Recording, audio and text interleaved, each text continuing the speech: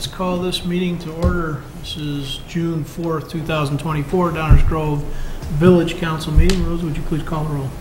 Mayor Barnett. Here. Commissioner Jose. Here. Commissioner Sadowski-Fugit. Here. Commissioner Gilmartin. Here. Commissioner Glover. Here. Commissioner Tully. Here. Commissioner Davenport. For the record, Commissioner Davenport will be here shortly. We are going to immediately move to executive session where we'll be conducting an interview. Greg, do you have a motion?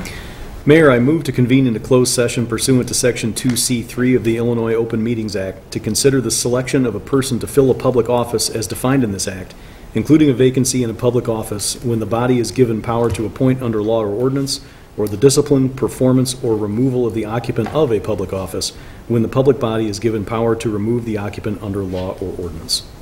Second. All those in favor say aye. Aye. Opposed? Okay, we are going to move to executive session, and Commissioner Davenport will be with us.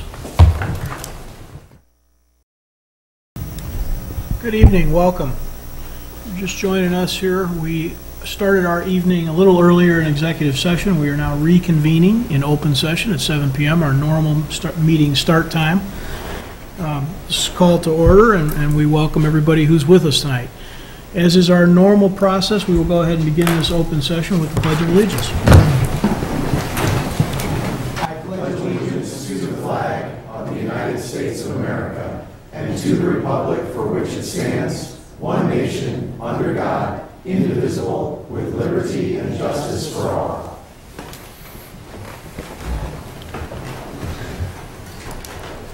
There are copies of the agenda, shelves on either side of the room, and with that we are on to item 5 tonight on our agenda, which is a proclamation concerning Pride Month. Whereas members of the LGBTQ+ community continue to face discrimination and mistreatment that no one should ever face, whereas the Village of Downers Grove supports the rights of every individual to experience equality of treatment and freedom from discrimination. Whereas any discrimination based on history, gender, age, disability, race, religion, sexuality, or social economic status is antithetical to the values of our nation, our state, and our village. Whereas the Village of Downers Grove believes in fairness and equality and values our diverse population of both residents and businesses and their guests, recognizing that such diversity is one of our community's greatest strengths. Whereas we recognize that in order to build upon this diversity and maximize the potential for benefit to our community, it is essential that equality of opportunity and the absence of discrimination be at the core of all the village's policies, procedures, and efforts. Whereas as long as the promise of equality for all remains unfulfilled, all Americans are negatively affected. Whereas the intrinsic human dignity of each person must always be respected in word, in action, and in law. Whereas in Downers Grove, we strive to build and sustain a culture of hope, love, understanding, and respect for our common humanity. Now therefore, I, Robert T. Barnett, Mayor of the Village of Downers Grove, proclaim June 2024 as Pride Month in the Village of Downers Grove, and I call upon all businesses and residents of Downers Grove to work together to ensure and defend equal rights for all, regardless of sexual orientation or gender identity, to encourage our residents to reflect on the premise that America's diversity is our greatest strength, and to urge all residents and businesses to respect and honor our diverse community, continuing to build and celebrate a culture of inclusiveness and belonging for all. Dated this 4th day of June, 2024, Downers Grove, Illinois. I believe we have some members of EQDG who are here to receive this proclamation.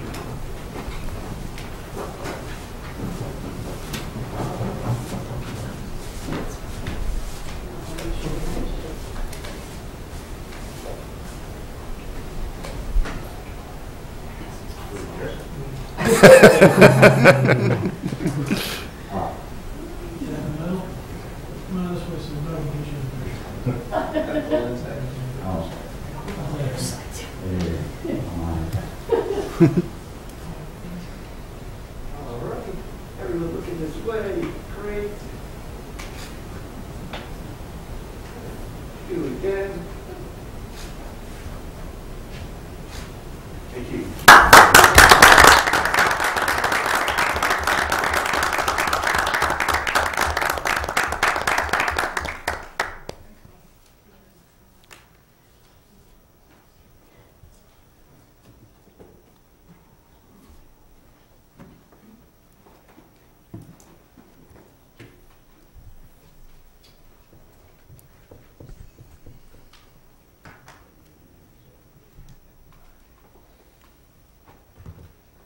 So just as a little additional information, the EQDG crew is leaving. They're not trying to be rude and run. They have some big events planned, which they have quite a bit of work yet to do to get them to pull together. So thank you all for your participation this evening. Item 6, minutes of previous council meetings. Is there a motion concerning previous minutes? Mayor, I move that the council adopt the May 21st, 2024 regular meeting and executive session meeting minutes as presented. Second. Any comments or questions from the council? All those in favor say aye. Aye. Opposed? Item 7, public comments portion of our meeting. This is the portion of our meeting where we invite public comment on items not on tonight's agenda. As is our normal tradition, there will be other opportunities on agenda items for public comment. So if you're here with something not on tonight's agenda, please come in on the podium and let us know what's on your mind.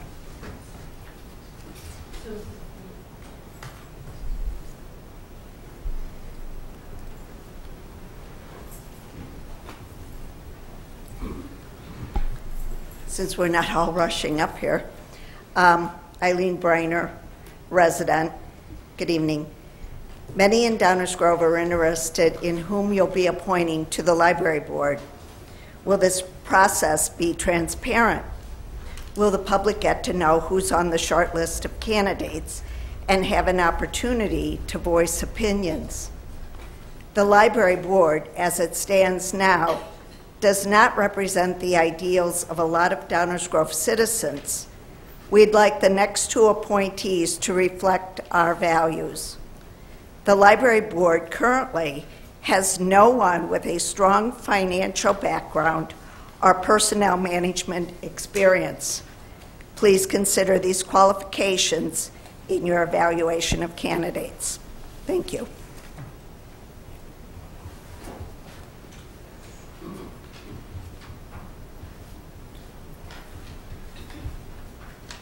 Jeffrey Mack, lifelong resident of Downers Grove. We're all aware the Village Council is considering applicants to fill the recently vacated library board seat. As removal of Trustee Nienberg was highly controversial, so too will be the appointment of his replacement. The library board has brought much attention to itself and the administration of the Downers Grove Public Library in the last few years with its content and program choices, DEI consultant, and land acknowledgement statement, which many, if not the majority of residents, view as social activism. The obvious preoccupation of the library administration and board with race and LGBTQ issues ignores and openly disparages the majority of residents of this community. What the library board as currently constituted lacks is diversity. I'm not referring to skin color, ethnicity, gender orientation, or gender identity, but rather to diversity of viewpoint. The current board appears to operate in lockstep with the library director in a tail wags a dog fashion. Going forward, we urge the Village Council to begin an open, transparent process of appointing a balanced library board that fairly represents the views and desires of all residents. And what will the process be? Right now it appears it will be done behind closed doors under the cover of executive session. While Section 2C3 allows closed meeting on this issue, it does not require it. I suggest each applicant be required to present themselves to the council in an open public meeting so all residents can know and understand who they are, what their views are, and fully understand your appointment decision. We need to shine a bright light on this in the interest of having a fully informed electorate. If we did, in fact, have an elected library board, we would have that, but we don't, and I hope you won't keep it under wraps. Thank you.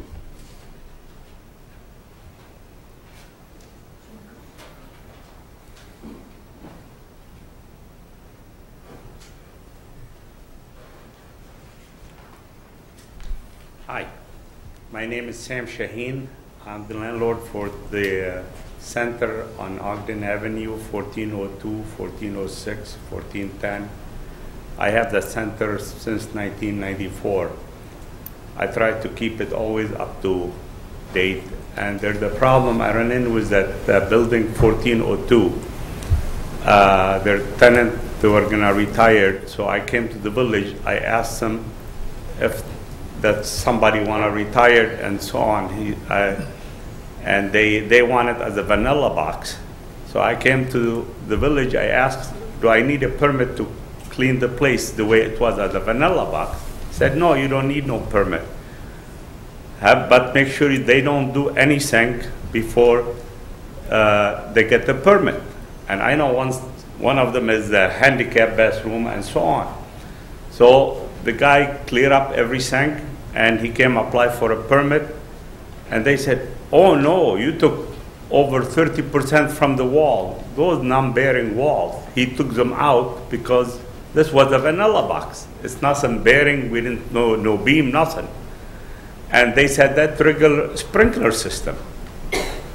And so I tried, I said, okay, maybe sooner or later I'm gonna have to put the sprinkler system. There's nobody even would try to take that job. Everybody has to come from the IDOT across the street. And the price they gave me, it could be 30 years if I get it all rented without any problem to get the sprinkler, and nobody want to do it or deal with it. So I don't know, I feel like I was trapped. If he said, hey, you cannot take those walls out, I don't even have to let the other tenant leave. And now I burn up, now it's been over years, it's vacant, and nothing I can do with it. Either I have to knock the building down, and this way I don't have to pay property tax on it. I hope you guys could do something, try to help us. I appreciate it.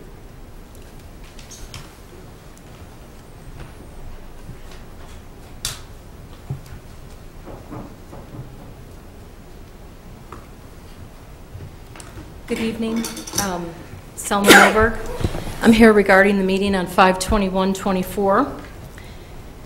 We as a community and the surrounding community to 902 Maple knew all along 902 was a done deal. The communication you always speak about is such a bunch of BS. I never heard about any survey, the survey that I believe was on Guiding DG. You could pick either, I think, there were two choices to pick. That's the way the questions are asked, and you're railroaded what the answer can be. You may have tweaked the architecture of 902, but you have never addressed the fact that it was supposed to reflect the established neighborhood. The fact that Jose, Bob, and Tully blame the neighborhood is idiotic. The fight and all the fights regarding overdevelopment has only confirmed the incompetence of village staff. You all patted yourselves on the back for listening to the residents. When and where did that happen? Wait, the little soiree at the Lincoln Center where people put little dots on a board for areas of concerns? You have the audacity to blame residents for not paying attention to every meeting. People have lives. It's like, oh, wait, let me cook dinner. Wait, let me figure out what the village is doing. I got to go to work full time. I got to work 3 jobs. Let me figure out what the village is doing. The meeting on 5/21 was the first time any of us ever heard a peep from Gytis Aronauskis. He claimed he was not a predatory developer. Excuse me? Who owns 5330 Main Street? Gytis Aronauskis. I'm sure his purchasing of land will continue in Downers. And he lived in Downers for a whole 4 years. Big deal. His brother is moving to the top floor of 902. Big deal. Leslie, you kept bringing up talking to the neighborhood. The night before 5/21, on 5/20, Leslie, you, Danny Glover, went to Katie Callahan's house by invitation. Danny Glover commented how cute Katie Callahan's house was. And Katie's comment replied, yeah, I would like to keep it that way. Then who shows up? Bob Barnett. How kind of you. As Katie mentioned, this is going to take longer than 8 months as she talked to Bob Barnett. More like 12 to 16 months, Katie commented, and Bob Barnett agreed. This is what you call community input and talking to the residents. Bob tells Katie, keep coming to the meetings, trying to say, yeah, I don't know what the vote will be. Kept saying it wasn't a for sure thing. Keep coming to the meetings. For what? To placate the Katie Callahans? To placate the community? Transparency is defined as completely visible and open to scrutiny so that it's clear that nothing is being hidden. Where is the transparency regarding 902 Maple? Where is the transparency in Downers Grove? There is none. Yes, many people believe there was money under the table. The neighborhood to the east of 902, Roth Matai, had plans for a year prior and showed the neighbors across the street what was going on. She lied about the signs being in her yard, that she didn't know how they got there. Martin Tully keeps talking about landmarking our homes. I believe you live in a landmark home. I too live in a landmark home, and the reason I did it is coming home from church on one day, and I looked at Maple and Main, monstrosity, and I thought, oh my God, I gotta save my home. And that's why I did it. That's the only reason I did it. You keep saying it will protect our homes. Landmarking is what I'm speaking about. I don't believe one word of the Village Council, what you say or what you do, particularly because 902 was the first time special use criteria permit. It didn't have to go this way. You let it go this way. At the 521 meeting, lawyer Al Damascus claimed there would be no big equipment, no cranes. What are they going to do, build 902 with Tonka trucks? Back to the landmarking topic, TV Land. I don't see any cameras up tonight. I don't know if they are, but come to find out that the museum and its little sister are not landmarked. Granted, they are owned by the Park District, but I'm betting it will be only a matter of time before a developer comes along, rezones it, and scoops it up. The community knows money talks, especially in the case of 902. Now I truly understand why everyone gives up, because it's always a done deal. And we don't want to forget, for the community purposes, do not forget 5330 Main, Village Hall, 4915 Main, and the ultimate Fairview corridor, which will be the biggest thing Downers Grove has ever seen.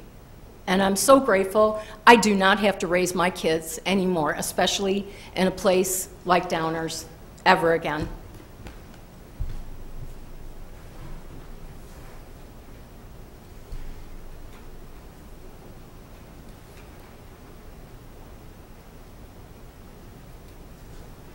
Hi, Clarna Greco, business owner for 38 years. I'm here to talk about the parking once again. I did a Freedom of Information Act for the parking garage. As I said last time, now that you gave out the last 10 parking permits to the Pierce Tavern building, there's no more available parking on the first floor.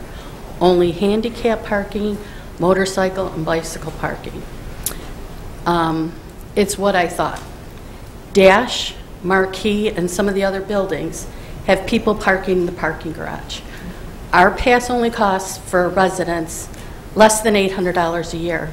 If you want to buy parking space in the Dash building, it's $135 a parking space. Main and Maple is $135 a parking space. Not an accountant, but do the math, it's very simple. So if you would like a copy of that, you can see. There's also someone that has their mailing address to be living on 22nd Street. Maybe it's where they work and they don't want mail delivered to their home. There is also the building right next to the parking garage that is an apartment, and they have outdoor parking. And I see them all the time in the parking garage. They have a lot of parking passes. Now you have Curtis. You want to get rid of parking on Curtis. You want to get rid of parking on Main Street. Curtis has 20 parking passes. How do you justify getting rid of all those parking places, and yet they're one of the bigger people that are taking up the parking spots? And yes, they park their car in there, but when they go grocery shopping, if they're still going out, they're going to try and park in front of their building. They're going to try to park close to unpack all of their groceries. Once again, I think you have to slow down on okaying the guiding Downers Grove and getting rid of these parking spots to accommodate larger sidewalks and outdoor dining. I have another question, and I'm not a lawyer. The liquor license says within side premise. When I'm reading some of the licenses that were okayed, it says for within premise. The sidewalk, I'm pretty sure, is owned by Downers Grove. If somebody is overserved or gets into an accident, besides suing the business building property owner, now are they going to be able to sue the Village of Downers Grove? Are we going to be the deep pockets? Is that going to cost us more money? When there is, God forbid, a car accident, and maybe the car doesn't go up on the sidewalk, but debris flies and someone gets hit, again, they're not inside their premise. They're on village property, I'm pretty sure. Is that going to open up a whole can of worms for lawsuits, which is going to cost the taxpayer money? My understanding is you're not supposed to be drinking on public streets. So does that mean the other little businesses on Main Street, can they set up little tables and let their clients, if they like to bring wine and have a little drink, are they going to be allowed to do that? I think it's fine to do it in the summertime, it's a change or whatever, but to completely get rid of all of our parking between 23 and 30 parking spaces and not have an alternative. It seems like you just want to have just outdoor dining, and let's get rid of all these small businesses. That's what it looks like to the business owners that I've been talking to. That you don't really care about the little people, that the tax money, of course, is coming from the liquor and the food, which we understand. But the reason why Downers Grove got to be the great little town that it was, from when I started working here 38 years ago, is because of all the small little businesses that brought people in to come into the downtown area. I really hope that you just take a breath, do not try and pass this right away, and really think of where are we going to have that parking, since we're not putting it where the Village Hall parking lot is. I really don't see a lot of alternatives, and I think you're really going to hurt a lot of the other small businesses that are still there. That's just my thoughts. Thank you.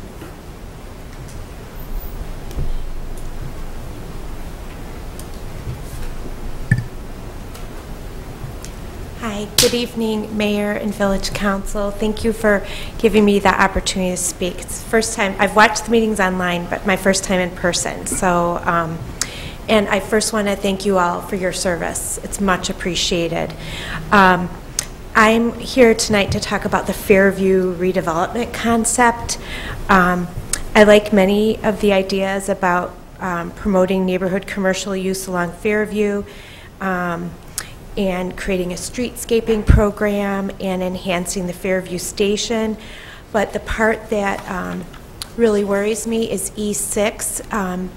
I can't remember if I said my name. It's Lynn Rivero, and I live on 2nd Street, and I'm in that zone E6. And what really scares me is I see they're going to have a hearing about redevelopment for that area, and my street is where they're looking to maybe do some redevelopment, rezoning, and I live on the south side of 2nd Street in that zone, just east of Pepperidge Farm, like up the hill. And I've lived there for 26 years.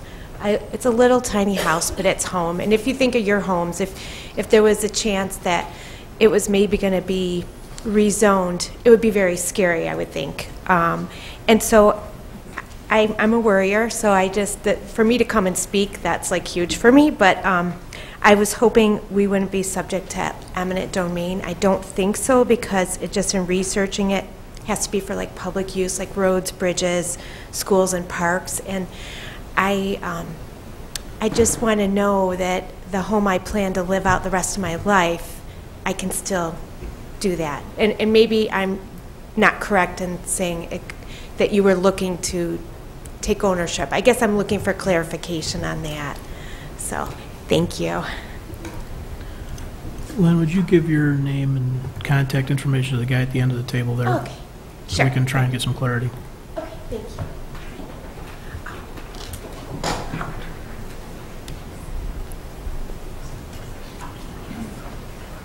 Janet Winningham, resident, and I'm here to break a trend. I would like to thank you, Mayor Burnett, for tonight's proclamation.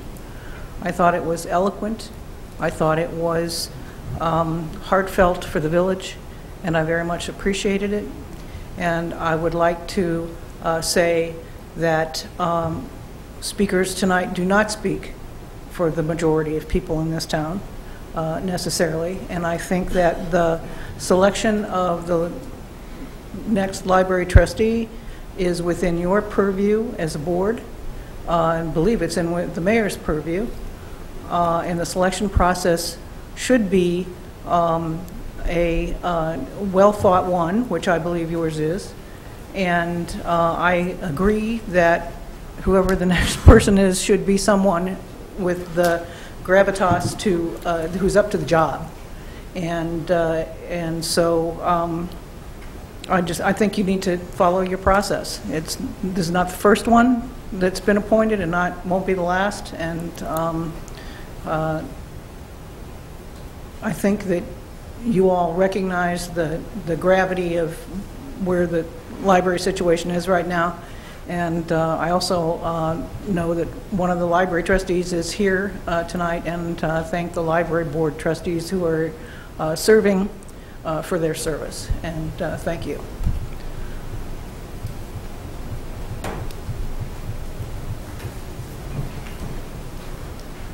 Hi. Hi, my name is James Kelly. I'm in the process of trying to relocate my business one more time, and I'm still very happy where I am. I am walking distance from the train. And sorry, everybody, I have a parking spot. It comes with my rental. But I want to thank the building inspector.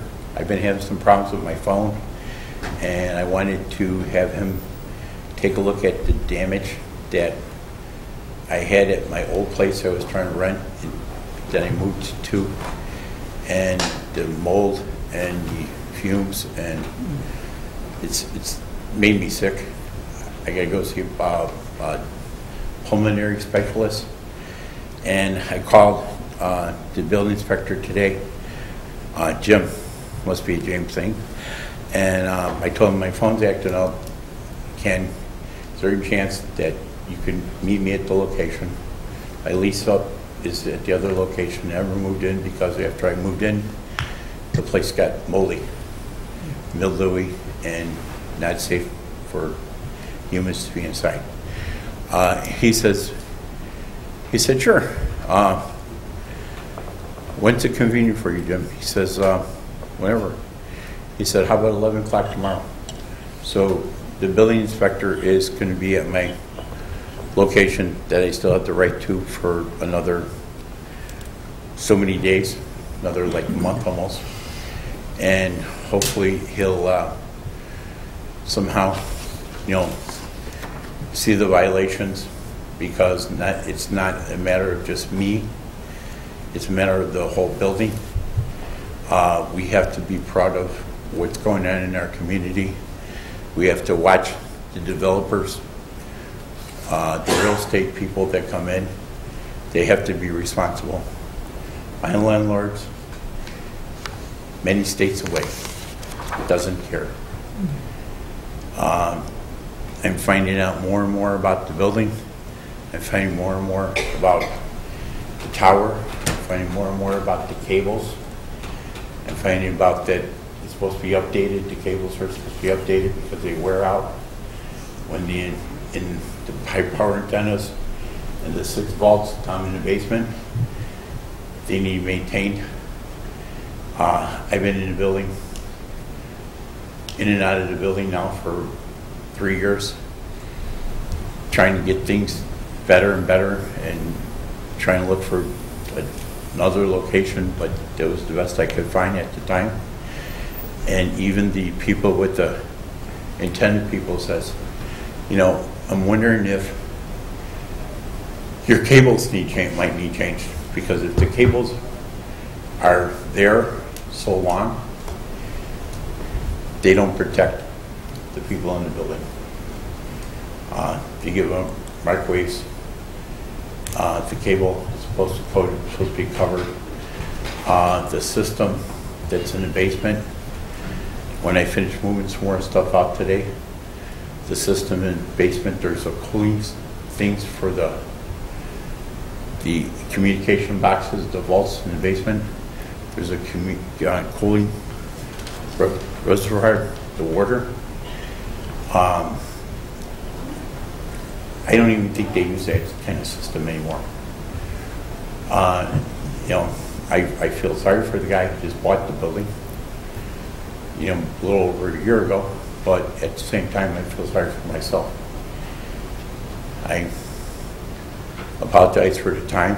I appreciate the building inspector making it way to there. One more minor thing and then I'm done. The parking garage is becoming dangerous again. My neighbors are telling me there's racing up there again. You can hear it blocks and blocks away. They're racing cars, drag racing around the circles. Somebody's going to seriously get hurt. The other thing is that it's a simple thing, and I hope you guys don't take a lot of time to fix it. When you pull in from the side street, there's a dead spot. You don't see the cars coming out. There's probably almost 20 accidents a day. People are going down that one street and just almost hitting each other. The younger people, they don't care and they pull out of there. The other person's pulling in. There's just going to be some accidents. Somebody's going to get hurt. So just a simple mirror, reflection mirror. They have a lot of parking garages downtown. Have a good evening. Thank you very much.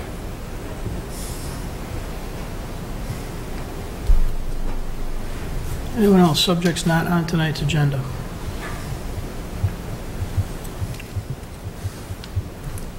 All right. Before we go on, just a couple of. I've lamented this before. One of the things we try real hard to do is let everybody speak, and we don't. Well, it's part of what we get to do as a society, right? We get to speak, even if we're making stuff up, we're saying stuff that isn't right. The guiding DG process, let's understand that first of all. That is a process that is probably a year away from even completing. I don't have the list in front of me. I asked village manager to get it for us a couple weeks ago, but I think there's been somewhere around 20 public engagements in that process thus far. There are dozens and dozens more, whether they are soirees at the Lincoln Center, or they are on-site pop-ups, or they are online opportunities, or they are meetings held in these chambers or in the room next door. Those will continue. And what that means is, the reason I mention that now is because what that means is some of these things we've heard about tonight, such as zoning, such as parking, such as Fairview, are not settled things. They are very much in the process of still acquiring information, enough information, which includes input from the residents, for us to decide whether or not there is a path to be taken, and then if so, what that path looks like. So, you know, you can listen to some folks who say nobody ever listens because they didn't get what they wanted, or you can engage in the process. I would encourage the latter. We want that engagement. And then I'm kind of done with 902, but I want to say one thing. I don't, at the end of the day, suppose I care that much what you think of me.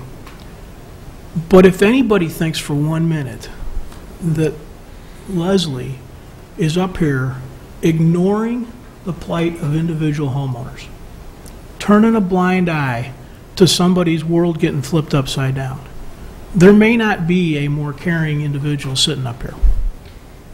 We don't agree a lot of times. If you watch, you know that.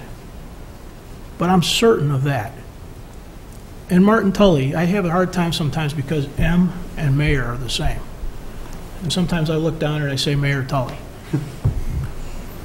There is nobody involved in village governance who has done more for historic preservation that's involved than Martin has. He has engaged himself in knocking on doors, asking people to help preserve. He is part of what wrote and edited and made our historic preservation ordinance happen. I think, other than a little time at school, this is the one community Martin's ever known. I suppose he probably doesn't care much about its history. Come on, guys. I get that some people don't like the results of certain things, and that's fair. But it is totally unfair to sit out there and act like people up here don't care about their community and are somehow on the take. It's just nonsense. And I really wish it would stop. If somebody wants to come up here and say, I think that's a really bad decision and here's how I would have made it different, fine, so be it. That's the point of these meetings. But to sit out here and pick on one or two individuals up here because it's, I don't even know. I can't even begin to guess why that would be a reasonable thing to do. So let's just please try and go forward without doing that. Item 8 is our consent agenda. Is there a motion concerning the consent agenda? Mayor, I move that the council adopt the consent agenda as presented. Second. All those in favor say aye. Aye. Opposed? Passes unanimously. Item 9 is our active agenda. This is the portion of the meeting where we take up items on which we plan to take some action tonight. These are items we have discussed at least one time before, sometimes multiple times before. Is there a motion concerning a brew facility? Mayor, I move that the council adopt an ordinance increasing the number of BF Brew Facility and WB Wine Boutique liquor licenses as presented. Second. Are there any comments or questions from the audience on this item? Please come on down to the podium.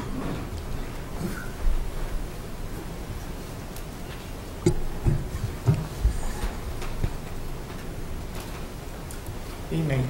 My name is Scott Richards, and I basically just had a question more than anything as far as the adding on to the licenses. I believe it's 3 total that we're considering. My question is, are these going to be like held in reserve as they use them as it's come up, the need has come up, or are they already assigned to businesses? And if they are, again, I'm curious about, how many are intended to be used in downtown, in the core, or are they going to be scattered around the village? The reason I bring that up is because my hometown is St. Charles, Illinois. It used to be a tremendous little community. Right now, it's turned into a watering hole. You go downtown and drive from one end to the other on Main Street, and that's all there is, primarily. I mean, there's a few businesses hanging on, but most of it is taverns, bars, and it's basically, I know they're all, well, my brother used to be an alderman there in St. Charles, and I questioned him about it also. I said, what the heck, if you want to shop, where do people go? Well, where they go is next door to Geneva. It's where they go. But he said, well, he says, yeah, you're right. He says, right now, we've turned into that. And he says, of course, the tax dollars generated from the businesses, the taverns and the bars, basically it's what they were using to live on. But the town itself, the character of it, has changed tremendously. And so there's no reason to go to St. Charles anymore. If you want to shop, good luck. I don't want to see Downers Grove turn into that. I don't think most people in town don't want to see that. And I just hope that you folks would have some caution as far as not going that direction. Right now, downtown is pretty well filling up with taverns and restaurants and blah, blah, blah. And so I just wanted to use that as an example of what could happen, because out there it has happened. And so just to bring that to your attention. Thanks. Other comments or questions from the audience on this item? Council comments or questions? Martin? I didn't have one before, but now I do. No, all this does is expand the inventory of available licenses. They are not assigned to anyone. Anyone who wishes to pursue one would have to apply for it, and don't know who that is or where it'll be. All it is just making more available because there's been expressed interest in pursuing them, but they have to be applied for just like anybody else. So don't know any of that information yet because they haven't applied. Thanks for the question. Others? Rose, would you please call the roll? Commissioner Jose? Aye. Commissioner Sadowski-Fugit? Aye. Commissioner Davenport? Aye. Commissioner Tully? Aye. Commissioner Glover? Aye. Commissioner Gilmartin? Aye. Mayor Barnett? Aye. That passes unanimously. Is there a motion concerning a special use permit? Mayor, I move that the council adopt an ordinance authorizing a special use to permit construction of an accessory structure before the principal structure is established at 3928 Morton Avenue as presented. Second. Any comments or questions from the audience on this item? Comments or questions from the council? Rosa, please call the roll. Commissioner Jose? Aye. Commissioner Sadowski-Fugit? Aye. Commissioner Davenport? Aye. Commissioner Tully? Aye. Commissioner Glover? Aye. Commissioner Gilmartin? Aye. Mayor Barnett? Aye. That too passes unanimously. As a reminder, active agenda items have been talked about at least once before, so if something sparked your interest tonight, feel free to check the website for previous minutes, presentation materials, and then also YouTube for previous videos of this very deliberation. Item 10 is first reading. This is the portion of the meeting where we talk about things on which we do not plan to take formal action tonight. These may be items being brought up for the first time tonight or continued conversations, but these are items we do not plan to act on this evening. Dave?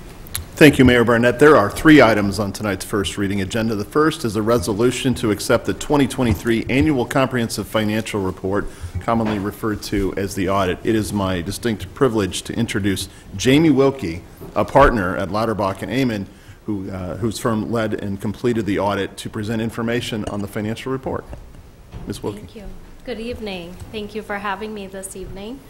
We do have a 200-page audit document before you this evening. I promise I will make this short and sweet, and we will not be covering all 200 pages. But I will provide a brief overview of the audit process, as well as a few page number references that would be of interest to you all this evening. I want to start off by just reiterating this was actually our first engagement with Downers Grove. I think we had a partner meeting last week, and I told Robin that we may have voted this is one of the cleanest first-year audits we have ever been engaged to complete. I want to just reiterate how much effort the finance team here put into audit preparation. We actually did not have a single material adjusting journal entry, which I can tell you we audit nearly 125 municipalities. That is a very rare occurrence. So I want to thank Robin, the entire team, Diva. Everybody really puts in an outstanding effort to prepare for this audit. So thank you very much. The audit itself is about a 6-month process from start to finish. We begin with planning meeting with the village staff. We go into preliminary fieldwork testing where we look at internal controls, and then final field work and multiple versions of drafts. What you have before you this evening is the final draft version of that annual comprehensive financial report. I will point out a few page number references, so as you're following along, I am referring to the page number at the bottom of the audit document, not the PDF page. So page 10 is the first item to point out this evening. It is a copy of the Certificate of Achievement for Excellence in Financial Reporting. This is an award that is provided by the Government Finance Officers Association. It is deemed the highest level financial reporting that any local government can undertake each year. We have added disclosures as part of that program, and they do have a very stringent checklist and requirement as far as standards to meet the criteria of that award. So a copy of last year's award is provided, and we will be working with the finance team to again submit this year's document to the program, and we obviously anticipate receipt of that award again. Immediately after that, on pages 13 through 15 of the document, you'll find the independent auditor's opinion. Current Illinois state statute does require that the village undertake an independent audit within 6 months of the close of fiscal year. So tonight, on pages 13 through 15, you will see that we have issued what we call an unmodified or clean audit opinion. I know the naming there is sometimes a little bit misleading, but that is the highest level opinion that you can receive on a government audit each year. Included in those few pages, you'll see discussion about internal controls as well. While we are not providing a specific opinion on internal controls, we're opining on the financial statements themselves. We are required to undertake significant internal control testing. Certainly this evening, if there were any areas of concern or red flags, we would have to have that communication. And I'm happy to report we had no such findings. So truly the cleanest audit opinion you can receive. Immediately after the opinion, on pages 17 through 26 of the audit document, you'll have a section labeled Management's Discussion and Analysis. I always point out this section because it really is the executive summary to the document. 200 pages is a lot to digest. These 10 pages really cover significant transactions for the year, analysis to the prior year results, as well as discussion about major categories of the financials, such as capital assets and long-term debt. So I always encourage our boards to read that section in detail, and again, serves as that executive summary. The financial statements themselves, we will not deep dive into them tonight, I promise, but they do begin on page 29 of the document. I am going to take us to the very end of the document, though. I mentioned that Certificate of Achievement Award, and one of the sections that is required for that program is what we call the statistical section. That will begin on page 171. I always like to point it out because it's hard to get all the way to that page. So page 171 to page 200 provides what we call our statistical section. I always like to point this out to our boards because there is a wealth of historical information provided at the back of the report that most people never even get to. So if you're curious what financial results looked like 5 or 10 years ago, what property tax rates look like, what the debt structure may have been, certain operating indicators, there's really a wealth of information put at the back of the audit document each year. And we do roll that forward with new information each fiscal year. So I, again, would encourage you to spend some time at the back of the report as well. Lastly, I do want to point out we issued what we call a management letter.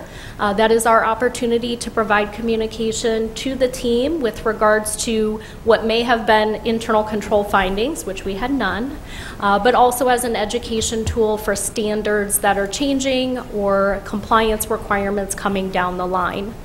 So we have provided in our management letter 2 new standards that we will be working with finance staff on implementing in the future. I could spend hours and days up here talking about each of them, and I'm sure you'd all be asleep. Just know that we'll be having training and communication with the village staff to get through those implementations as they come.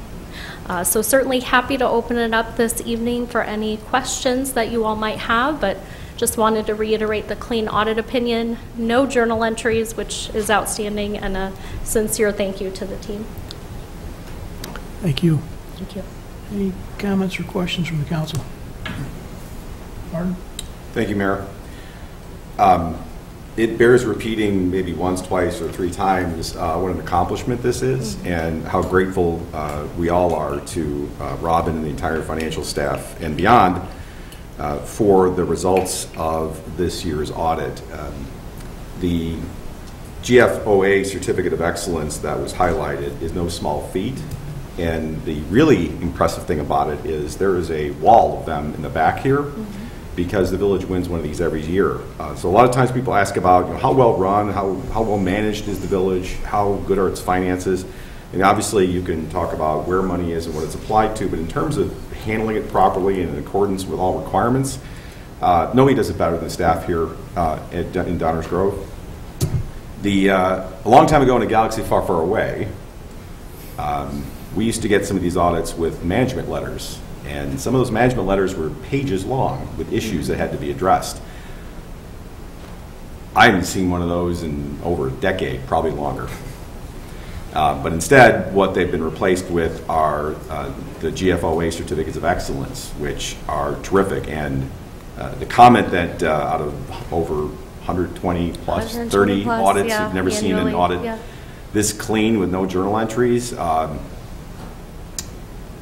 it's very impressive. I mean, it's really taking excellence to a whole nother level. And it doesn't happen by accident. So I really am deliberately going on and on and on because it's well earned and well deserved that the recognition is given to financial staff here at 801 for the way that they handle the money of the people.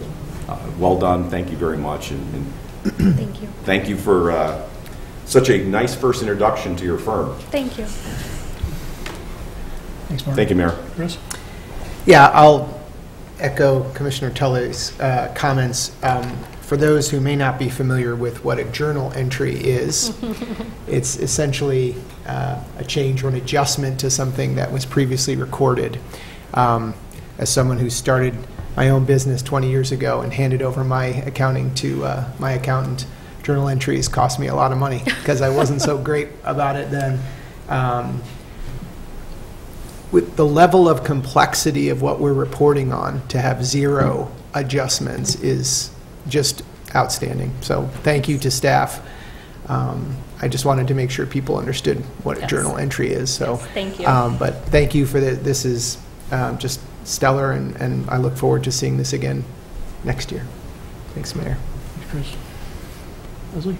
Yes, echo all of the thanks. Also appreciative of you kind of distilling it down for both us, but also everybody who is in the audience, because that's very helpful for, again, I was a biology major, so finance is not exactly my strong suit. So I also did want to thank Judy and the village manager and the whole team. When I had questions about how the pensions were run or different numbers that were in some of this, they got on the phone probably within an hour and were like, that's not actually what that means. It means this. So I was able to have those conversations quickly. Staff is incredibly responsive with us as well, so that we can really fully digest this report in its entirety. So thanks all around. Mike?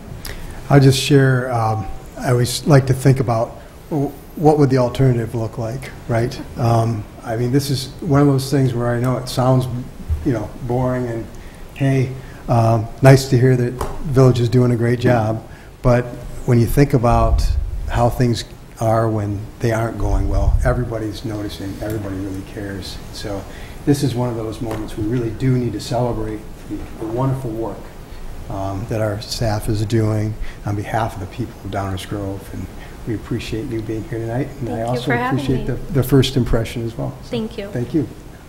Also, I want to correct myself and say Robin and not Judy, because I am Amy. She retired. That's what I get for being here for more than a few years. Right. Ditto everything that's been said. I mean, the staff just does a tremendous job. 0 adjusting journal entries is astonishing. I don't know how many audits I've looked at of pension funds, welfare funds, apprentice schools. I've never seen that happen. Yeah. Really?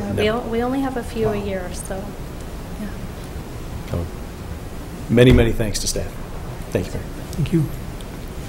I'd encourage everyone to spend a little time. This is our first reading of this item. This will be on the website. You can go through it. It's in draft form. It probably requires a little time going through it before there's any real questions, but if you have any, feel free to submit them to us. It'd be a great opportunity to use our e-remarks system if you have something on your mind. Also, I'll just mention that our first interaction here with Lauterbach and Amon, part of that is because we also systemically, periodically change our auditor.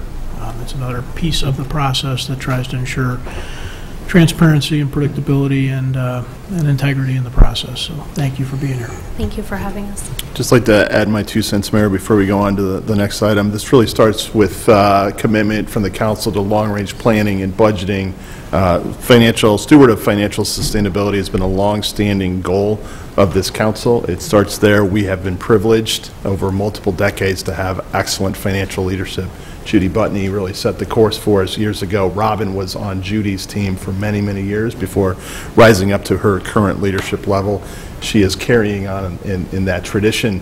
Her team is outstanding. Robin is amazing. It is humbling to be part of this financial team. So thank you. Truly a source of pride for us. Thank you. Then we can go on, if it's all right, Mayor, to the next Please do. couple of items. The next item is an ordinance approving a planned unit development at 3300 Finley Road. Pinch hitting tonight for Stan Popovich is Jason Zawilla, our planning manager. Thank you, Manager Fieldman. Good evening, Mayor and Council.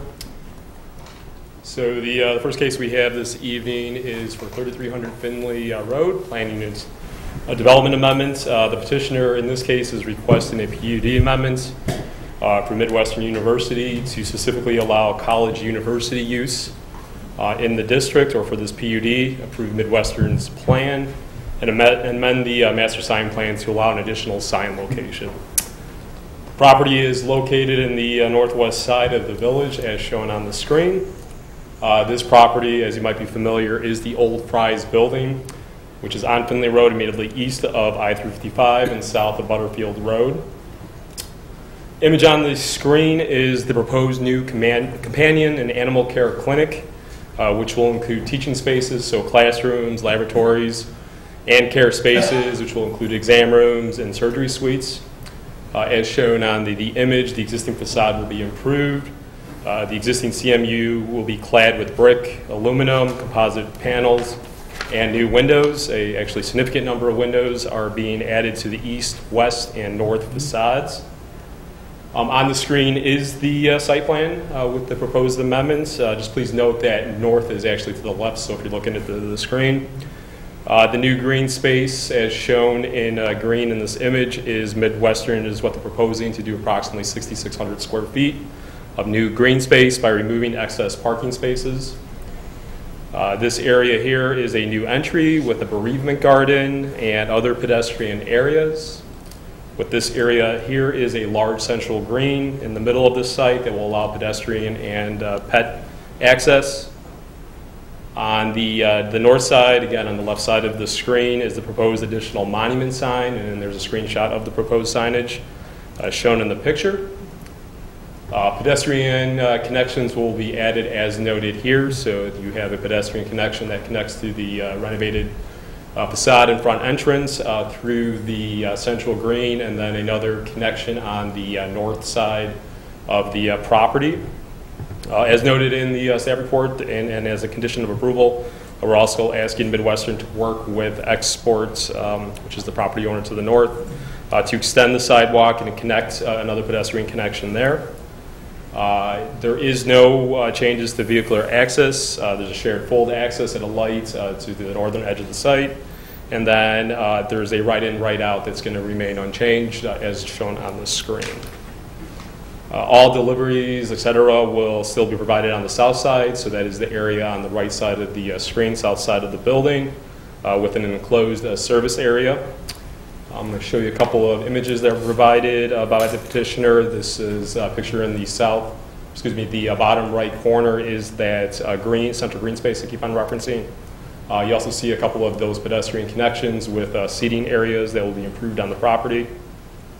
Next slide is two images. One is the viewpoints if you're on Finley, looking southwest, and that depicts the east and north elevations of the building. And then the picture on the bottom is that service area that I just mentioned. As noted in the comp plan, we have how this meets some of the comp plan recommendations. It is serving a catalytic role of newer and better higher education buildings. It's going to provide services to a substantial daytime population and also reduce the heat island effect, a lot of those open space improvements that we just talked about, or I just talked about. At their May 6th meeting, the Plan Commission did consider the petition and found that the standards for approval were met and recommended approval. I'd be happy to answer any questions. The petitioner is here tonight as well if you have any questions for them. Thank you. Thank you, Jason. Any comments from the audience on this item? Council comments or questions? Leslie. I mean, first, this is much more up my alley, as you know, somebody who did work in a veterinary office when I was in college.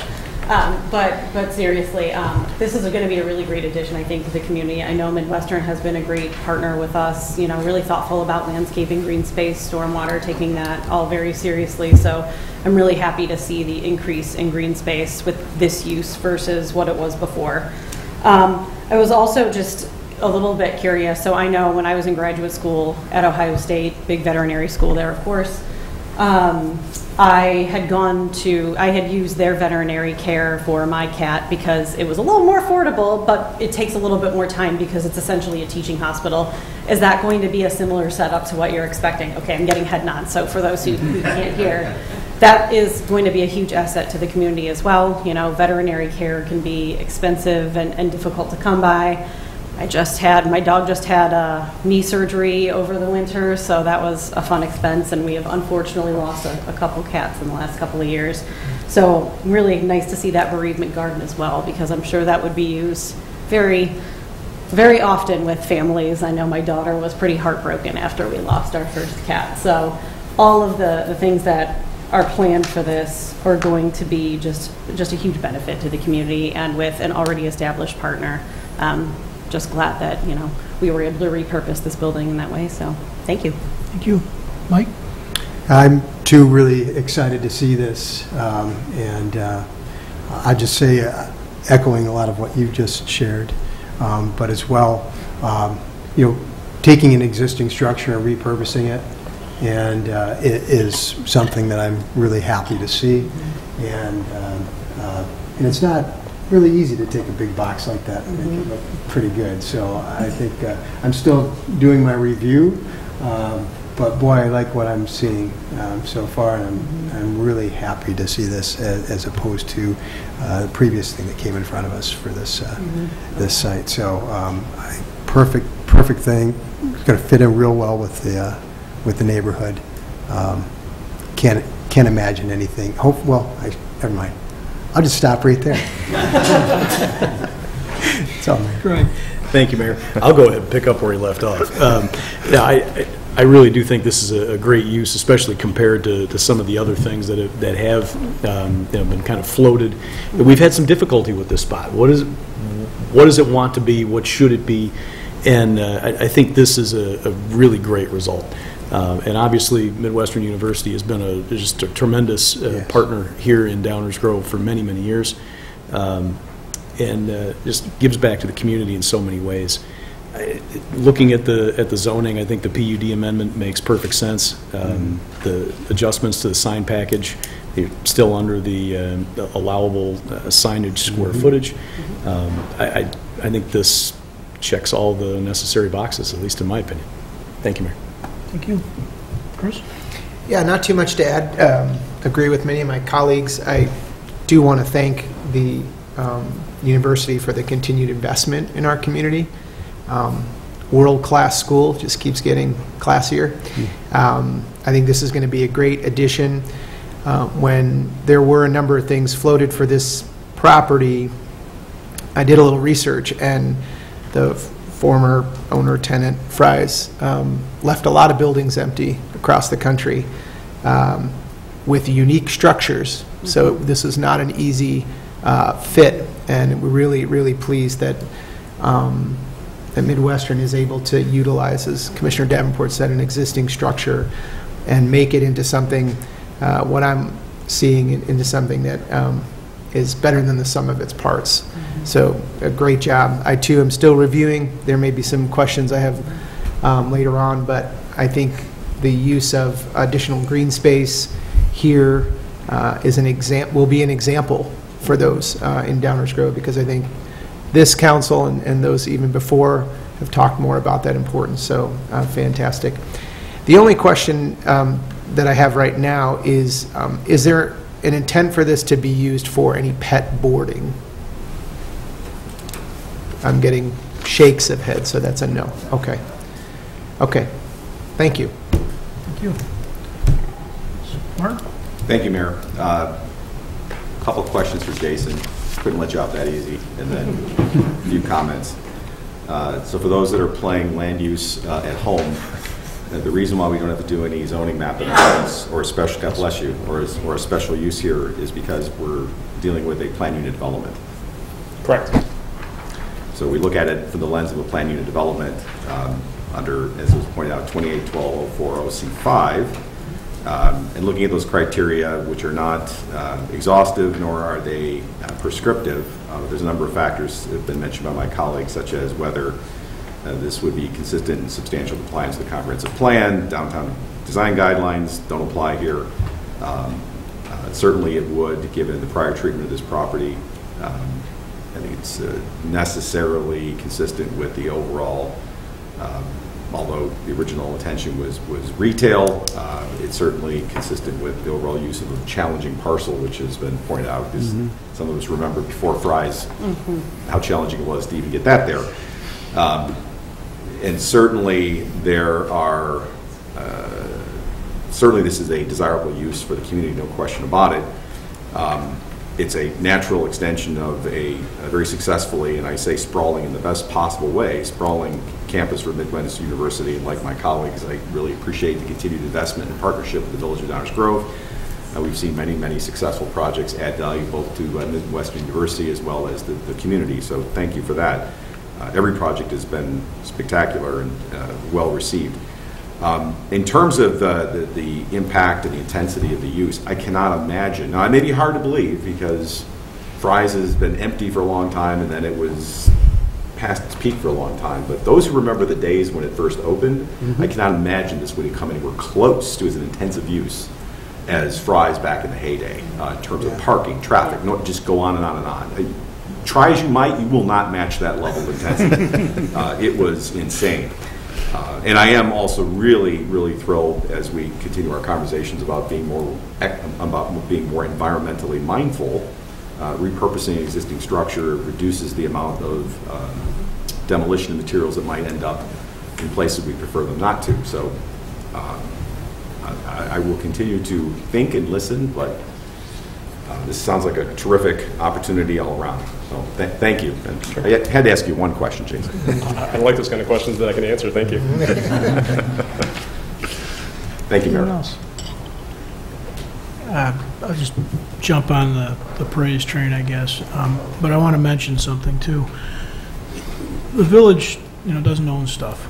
We have these land use questions that come before us, and they tend to be regulatory in nature. Generally speaking, we're not buying things, right? So whether it's a home in town or it's a commercial property in town, what we're trying to do is create an environment that we think is conducive to something positive for the village. That's kind of the scope that we're trying to operate in. And so I'm thankful that was able to work out with this building. All the things my colleagues have talked about from an environmental standpoint are certainly valuable. And then if a community is going to be known for stuff, we heard comments about some other communities before tonight, and we've heard them certainly in the past. Every community has their thing, their brand. And sometimes it's multiple things. But being one of the homes of Midwestern University is something I think we ought to all be pretty proud of. Midwestern University has a long history goes back quite a ways, even with different names in Downers Grove, but they are absolutely providing an educational component that is not that available nationwide. If you don't know Midwestern University, spend a little time trolling the internet. It is something that we should all be very proud of, and so I am absolutely thankful for you guys both being here and then also continuing to reinvest. And I'm glad we were able to create an environment that worked out for you. So thank you for that. That's it, Dave. The final item on tonight's first reading agenda is an ordinance authorizing a special use for the property at 5230 Walnut, and Jason has background information on this one as well. Thank you, Manager Fieldman. Me again. So good evening, Mayor, Council. The next case that I'm going to provide an overview is the special use request at 5230 Walnuts. So in this case, the petitioner is requesting a special use to permit a vehicle body and paint finishing shop in the M1, which is the light manufacturing zoning district at 5230 Walnuts. As shown on the display, the property is on the west side of the village in the Ellsworth Industrial Business Park. And as shown here, it is at the northwest corner of Walnuts and Thatcher.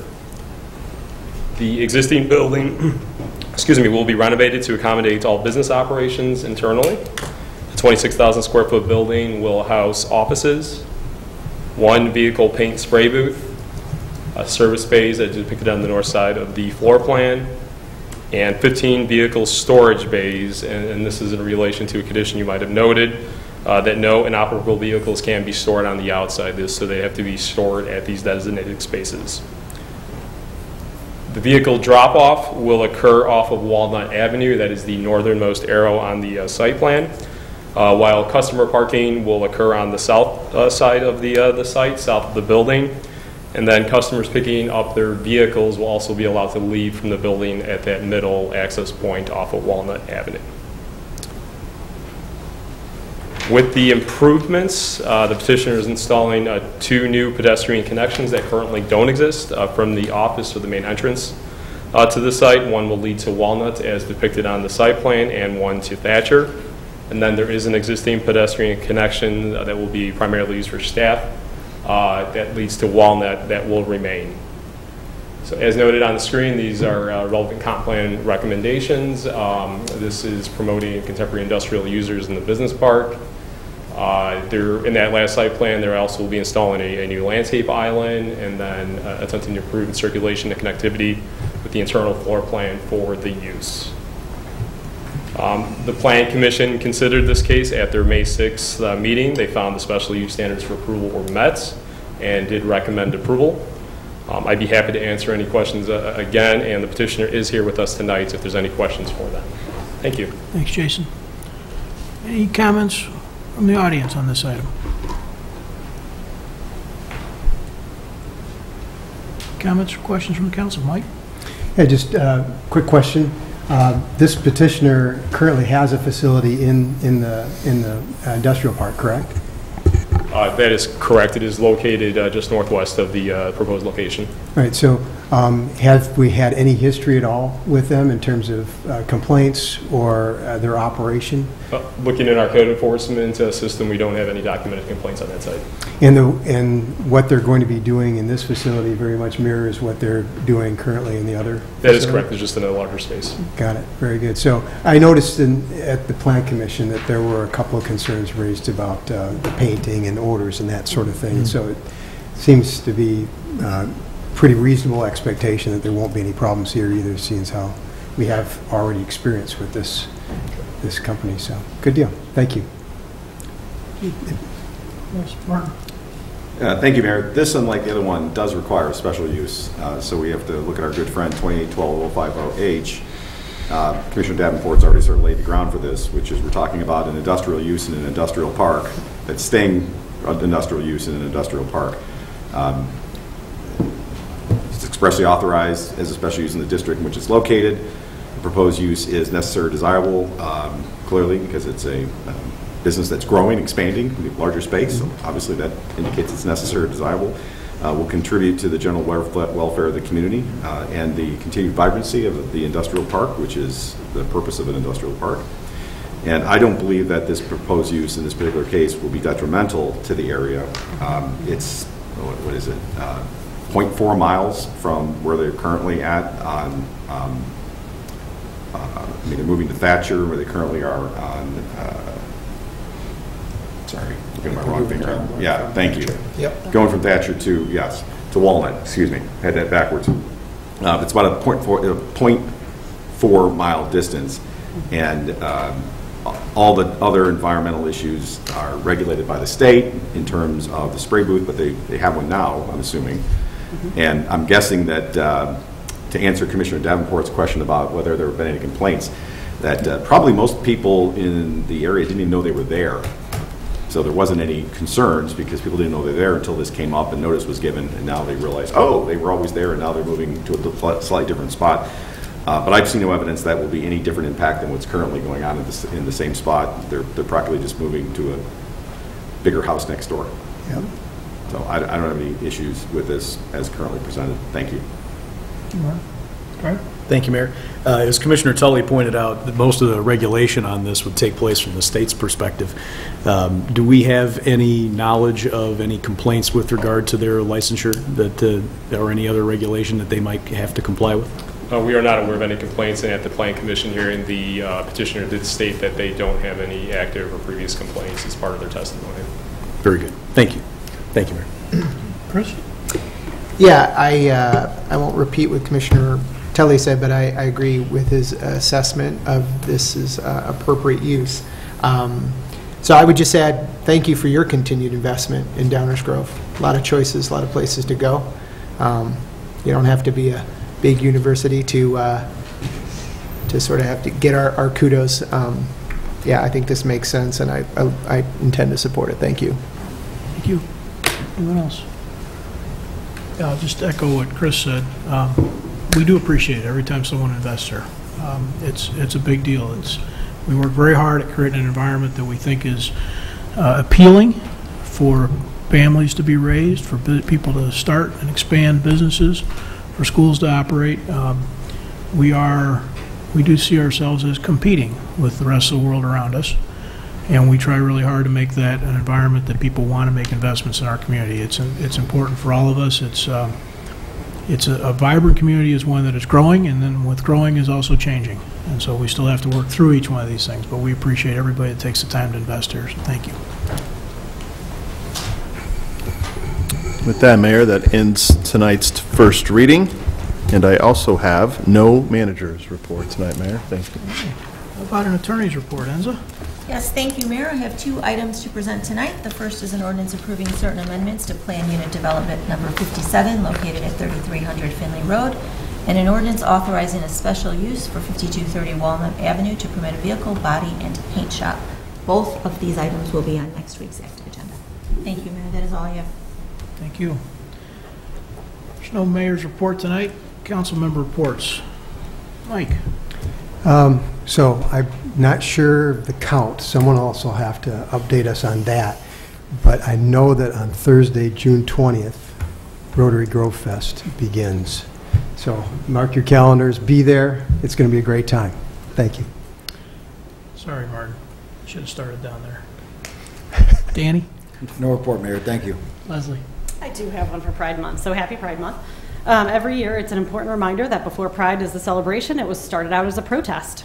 June 28, 1969 marked the start of the Stonewall riots, in which the LGBTQ+ community responded to a police raid that began at the Stonewall Inn, a bar in the Greenwich Village neighborhood of Manhattan that served as a safe haven for the city's LGBTQ+ community. At the time, anyone who identified as LGBTQ+ had minimal rights nationwide, and bars and restaurants even faced getting shut down for having gay employees or serving gay patrons. While police had raided LGBTQ-friendly establishments before, on that particular night, members of the community decided to fight back, sparking an uprising that would launch a new era of resistance that's now become the celebration that we have today. So now we recognize the accomplishments of the LGBTQ+ community and work towards a more just and inclusive society. Unfortunately, our nation is still struggling with waves of legislation aimed to curtail the rights of LGBTQ+ individuals. And along with that is an extremist campaign to discredit institutions and people who support the LGBTQ+ community, of which we are not immune in Downers Grove. In 2023, EQDG developed a questionnaire to explore both positive and negative experiences encountered daily by Downers Grove LGBTQ+ residents in response to that current hostility and marginalization. The questionnaire was completed by both allies and LGBTQ+ community members, and while I recognize the sample size was small, the responses between the two groups identified similar observations and challenges. Visible displays of symbols and merchandise celebrating diversity in local businesses and organizations were recognized and appreciated as a demonstration of inclusivity and support. So thank you very much to our wonderful business community for your continued support. I'm sure we've all noticed that local artists are volunteering their time, including my daughter's art teacher, to paint multiple windows downtown that will remain in place through June. You may have already walked by them or seen the pictures on social media, so please be sure to patronize these businesses for fostering a sense of belonging in our community. On the flip side, almost all our respondents reported significant concerns about the threatening and divisive atmosphere created by hate groups and extremists, as well as the lack of decisive action steps by local government, i.e. us, to clearly condemn hate speech, misinformation, and harassment. Respondents also reported a lack of awareness and education around diverse and marginalized populations as an impediment to acceptance. I've been personally disheartened by statements I've heard in this very room that equate the idea that somehow LGBTQ+ individuals don't deserve basic human rights, and they equate it to a simple opinion like is coffee or tea better, which obviously coffee. But as for the matter at hand, those of us who are cis, hetero, white community members just don't understand the experience of someone who's not like us, and that's okay. But we may not recognize which events are and are not needed to feel joy and belonging in one's community. Because Pride Month isn't about me or any of us. Events aim to include LGBTQ+ individuals in a space in coordination with LGBTQ+ groups, as was the case for many things that we have had in the history of Downers Grove. They might not all appeal to you, and that's okay. They're not for you, but until LGBTQ+ individuals have equal rights across the board, and do not fear showing their true selves to the world, we have Pride Month. I have friends that live in more supportive states who even fear going home to visit their families in more rural states that have enacted some legislation that could harm them. That is something that we still have to worry about in 2024, and until that's not the case anymore, we have to continue to have a Pride Month. We have activities that are meant to make people feel as though they belong in our community. And I'm here to tell you that you do belong here. And there are so many of us that truly love you for who you are. Nothing more and nothing less. The EQDG survey respondents suggested that increasing visibility of the LGBTQ+ community via symbols of support, planned social and educational events, and exposure to factual information dispelling misinformation and bias would help their perception of Downers Grove as a welcoming community. Furthermore, a clear condemnation by us, by schools, by businesses, by community organizations of hate speech and harassment increase the perception of Downers Grove as a safe, inclusive, and welcoming village for its residents. So I hope that this month's proclamation is a start to recognize all of the valuable contributions of those who dedicated their lives to furthering equal rights and respect for all. And I also want to challenge all of us. Words aren't enough. We need to continue to challenge hate speech when we hear it, and remind our community that we cannot distill someone's individuality and humanity to a difference of opinions. We have to stand united against this narrative and show our community that we really embody the spirit of that proclamation. We're currently undergoing a process that will result in a sign to our community whether or not we embrace these ideals of welcoming and belonging in Downers Grove. And now on a fun note, EQDG is welcoming everyone to Pride Fest, which is why they had to leave. It's this Saturday, June 8th from 12 to 3 p.m. at Fishel Park. Lincoln Center is the rainout location. There will be plenty of fun for all, including music, a food truck, people and pets costume contest and parade, crafts, tie-dye, face painting, photo booth, community organization booth, and a sensory tent. And for those who don't know what that is, it is a quieter space where folks who have sensory, who are easily overstimulated can get to a quiet spot and just kind of relax and turn their brain down a little bit. For those who aren't aware, EQDG for the past couple of years have been partnering with the Transformative Justice Law Project on an initiative to help transgender individuals in Downers Grove and neighboring communities cover the high costs of changing their name. This funding is to support individuals who make over the income requirements for a fee waiver through the courts, but don't have enough to cover the costs on their own. EQDG will help to fund court fees on a first-come, first-served basis, and you can visit their website at eqdg.org/initiatives for more information. So as I say often, my goal here is to build an inclusive community such that one day these monthly recognitions for marginalized communities become unnecessary, as we are all guaranteed equal rights and a sense of belonging, regardless of who we are. And to my LGBTQ+ community members, please know that I take every opportunity in my role as a village commissioner to move us closer to achieving that goal, even, especially when things get hard. So thank you for being you. Thank you to those who have felt safe with me to share your stories and make me a better empathetic human. We absolutely need you and your voices at the table. Thank you, Mayor. Thank you. Martin? Thank you, Mayor. So I've been thinking a lot about the number 16 lately. And of course, in math, 16 is the largest known integer. In psychology, 16 is the number of personality types in the Myers-Briggs classification system. In chemistry, 16 is the atomic number of sulfur. Of course, we all know that. In numerology, 16 represents self-determination and confidence of wisdom. In the Bible, 16 represents love and loving. And of course, Sweet 16 can either mean a party to celebrate a certain coming of age or a point in a certain very popular tournament in the month of March. But the most important significance of the number 16 is that there are 16 days left until Rotary Grove Fest. That's it. Thank you, Mayor. Should have called on you first. Chris? Thank you, Mayor. I too want to say Happy Pride Month. I want to thank you, Mayor, for the proclamation. I think along with that, the windows that we see painted downtown, the events, I'm hoping that the members of our community that are LGBTQ feel seen this month and beyond. Thank you, Mayor. Thank you. Greg? Thank you, Mayor. I also would like to thank you for the Pride Proclamation. I also wanted to inform folks, if they didn't know, and remind them if they did, that there are some band students from Downers North and Downers South that will be traveling to Germany at the end of this week. That's right. They'll be playing a number of concerts over in Bietigheim-Bissingen, which is outside of Stuttgart, and they have a practice concert coming up on Friday, the 7th at 7 p.m. at Fishel Park. If you would come out and support them, I'll be there with my favorite little bass clarinetist, and I'm not scared to say, a little freaked out about the fact that she'll be getting on a plane going halfway around the world the following day. But they've practiced their hearts out, and I think they're going to have a great time over in Germany. And hope you all come out and support them. Thank you, Mayor. Thank you. We are not going to end our meeting. We're just going to end the public portion tonight. So thank you all for sticking with us for a few hours. Is there a motion to move to executive session?